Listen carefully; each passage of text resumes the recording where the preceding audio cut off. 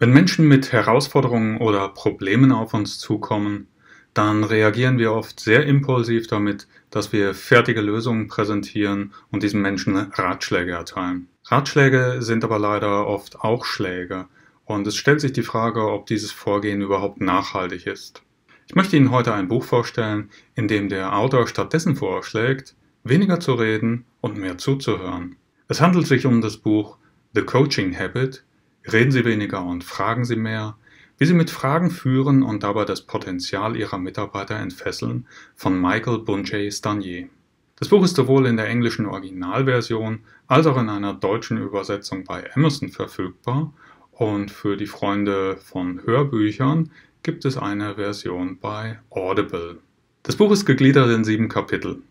Und in jedem dieser Kapitel gibt es sowohl eine konkrete Coaching-Frage, die Ihnen dabei hilft, Ihre Coaching-Gespräche systematisch und strukturiert zu führen, als auch eine Hilfestellung, die Sie dabei unterstützt, wie Sie mit dem richtigen Mindset Ihre Coaching-Gespräche noch besser führen können.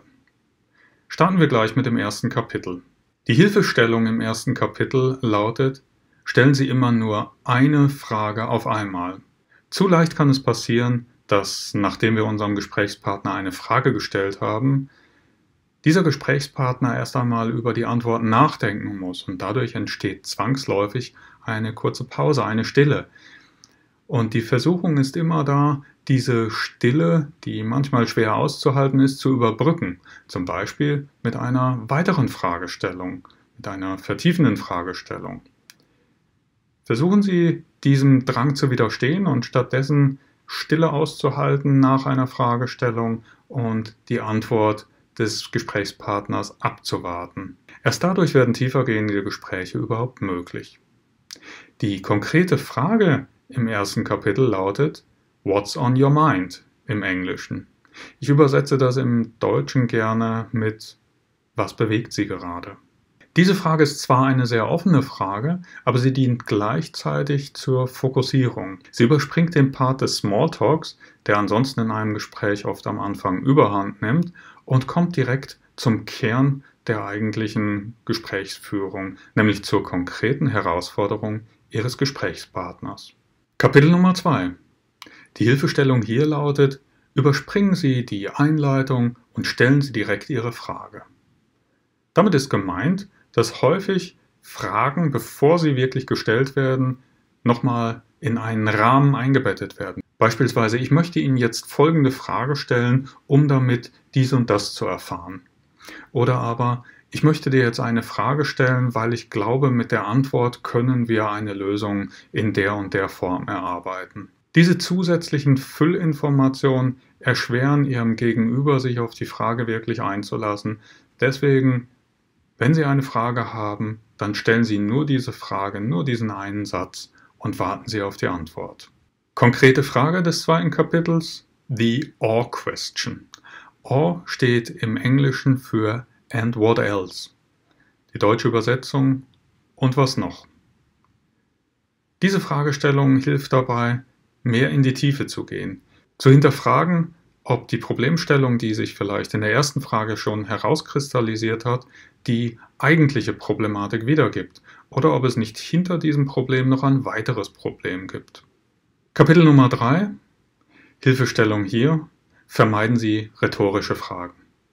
Vermeiden Sie es, Ihrem Gegenüber Ratschläge zu geben, die ein Fragezeichen am Ende zur Tarnung haben, sondern stellen Sie offene und ehrliche Fragen und warten Sie die Antwort Ihres Gegenübers ab, anstatt selber Antworten in der Fragestellung bereits hinein zu interpretieren. Die konkrete Fragestellung im Kapitel 3 ist die Fokusfragestellung. Während im zweiten Kapitel über die And what else Fragestellung das Feld immer weiter gemacht wird für weitere Vertiefungen und weitere Problematiken, ist es wichtig, irgendwann an einen Punkt zu kommen, wo diese Fragestellungen konkretisiert werden auf das Eigentliche. Und dazu dient die Frage: Was ist die wirkliche Herausforderung für Sie hier? Während es bei der And what else Frage typischerweise so ist, dass die Antworten aus Ihrem Gegenüber nur so heraussprudeln, ist es an dieser Stelle so, dass durch die Fokusfrage oft Zeit benötigt wird zur Reflexion, was denn wirklich das eigentliche Thema ist. Deswegen auch hier wieder widerstehen Sie die Lücken der Stille durch zusätzliche Nachfragen zu füllen, sondern geben Sie Ihrem Gegenüber die Ruhe und die Zeit, die er oder sie braucht, um diese Frage zu beantworten. Diese 3 ersten Fragen bilden eine Feedbackschleife und wirken in ihrer Kombination erst richtig gut. In der ersten Frage wird das Feld eröffnet und die Fragestellung eröffnet, was das eigentliche Problem ist. In der zweiten Frage werden die Umgebungen dieser Problematik weiter analysiert und das Feld wird weitergemacht. Und in der dritten Frage wird das Feld wieder enger gemacht und klar fokussiert auf das eigentliche zentrale Problem. Ein schöner Satz aus dem Buch lautet hier: Das erstgenannte Problem ist in der Regel nicht das zentrale Problem. Und diese 3 Fragen helfen Ihnen dabei, aus dem ersten Problem, was genannt wird, gemeinsam mit Ihrem Gesprächspartner herauszufinden, was das dahinterliegende eigentliche Problem ist. Kapitel Nummer 4. Hilfestellung hier. Konzentrieren Sie sich bei Ihren Fragen auf die Fragestellung was anstelle von warum. Der Grund dafür ist, was ist zukunftsbezogen im Sinne von, was ist Ihr eigentliches Ziel? Was möchten Sie zukünftig erreichen? Während die Frage warum sich eher fokussiert auf, warum sind Sie überhaupt in diese Situation hineingekommen? Warum haben Sie nichts dagegen getan, das Problem überhaupt so weit kommen zu lassen? Die Fragestellung warum bringt das Gegenüber sehr schnell in eine Position, in der er oder sie sich verteidigen muss, während die Fragestellung was wollen Sie tun, sehr viel mehr in eine zielgerichtete Diskussion führt. Die Frage aus Kapitel 4 ist dementsprechend auch eine Was-Frage, nämlich was wollen Sie? Diese Frage dient dazu, zu klären, was überhaupt das Ziel einer notwendigen Veränderung ist. Während die ersten 3 Fragen sich auf die Problematik und auf die Konflikte konzentriert haben, dient diese 4. Frage dazu, den optimalen Punkt in der Zukunft festzulegen, der erreicht werden soll. Kapitel Nummer 5, Hilfestellung hier, und man kann es nicht oft genug sagen, lernen Sie, die Stille zu akzeptieren und sogar zu genießen. Stille ist oft ein Maß für Erfolg. Deswegen lassen Sie die Stille zu und nutzen Sie die Stille sogar. Es gibt einen schönen Satz: Let the silence do the work.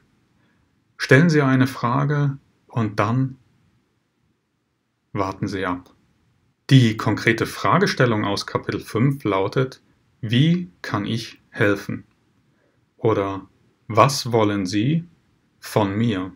Als Erweiterung der Fragestellung aus Kapitel 4, die ja lautete: Was wollen Sie? Kommt nun der Coach, der Fragesteller, mit ins Gespräch. Das ist wichtig, denn Ihr Gesprächspartner ist ja genau aus diesem Grund zu Ihnen gekommen, weil er an einer Lösung interessiert ist. Und nun ist die Stelle im Gesprächsverlauf, an dem an dieser Lösung gearbeitet werden kann. Die vorhergehenden Fragen sind allerdings sehr wichtig, um überhaupt eine Basis herzustellen, damit beide Seiten das gleiche Verständnis haben von der eigentlichen Problematik. Und was sehr wichtig ist bei der Arbeit an dieser Fragestellung ist natürlich, dass nicht das Problem jetzt von der einen Seite auf die andere Seite komplett verschoben werden soll, sondern dass Sie in der Rolle bleiben des Coaches, der Ihrem Gegenüber dabei hilft, das Problem selbst zu lösen. Im Kapitel 6 geht es um Strategie. Die Hilfestellung in Kapitel 6 lautet: Hören Sie wirklich auf die Antworten Ihres Gegenübers. Das sollte eigentlich eine Selbstverständlichkeit sein, ist aber immer wieder schwierig, weil man häufig damit beschäftigt ist, sich selber schon Gedanken über den nächsten Schritt, über die nächste Frage zu machen. Auch hier wieder, widerstehen Sie dieser Versuchung. Nachdem Sie eine Frage gestellt haben, warten Sie die Stille ab Und dann hören Sie aktiv zu, was Ihr Gegenüber Ihnen zu sagen hat. Die strategische Fragestellung in Kapitel 6 lautet: Wenn Sie zu dieser Lösung Ja sagen, wozu müssen Sie dann Nein sagen? Es ist für Sie vielleicht sehr einfach, Ihrem Gegenüber eine zusätzliche Aufgabe zu geben und dann aus dem Gespräch hinauszugehen. Für Ihr Gegenüber ist es jedoch sehr schwierig, diese zusätzliche Aufgabe im Arbeitsalltag unterzubringen, und häufig entstehen Probleme ja eben auch durch Überforderung. Deswegen ist es immer sehr wichtig, gleichzeitig mit der Fragestellung, was muss getan werden, sich auch zu überlegen, was muss denn dafür weggelassen werden, um die Zeit, die Kapazität, die Ressourcen dafür freizuschaufeln, diesen Lösungsweg auch wirklich effektiv gehen zu können. Kapitel 7. Die Hilfestellung hier lautet: Wertschätzen Sie das, was Ihr Gegenüber Ihnen sagt, und bestärken Sie Ihr Gegenüber immer wieder darin, wie wertvoll dieses Gespräch ist und wie wertvoll auch die Informationen sind. Und für das Ende eines jeden Coaching-Gespräches empfiehlt sich die 7. Frage, die Lernfrage. Was ist das Wichtigste, das Sie aus diesem Gespräch mitgenommen haben? Ähnlich wie die Fokusfrage es anfangs in der Problemwelt war, so ist diese Lernfrage dazu da, um sich noch einmal klarzumachen, was das wichtigste Moment im Lösungsprozess ist. Ein Coaching-Gespräch bringt immer sehr viele Themen auf, und es ist für den Coachee, für Ihren Gesprächspartner sehr wertvoll, am Ende sozusagen sich selber noch einmal eine Zusammenfassung darüber geben zu dürfen, was wirklich wichtig war. Wenn Ihnen dieses Video gefallen hat, dann freue ich mich über einen Daumen hoch. Abonnieren Sie auch diesen Kanal und drücken Sie die Glocke, um zukünftig immer als erstes über neue Videos zum Thema Coaching oder über Buchempfehlungen informiert zu werden. Ich freue mich schon auf Sie. Bis zum nächsten Mal. Tschüss, Ihr Frank Lange.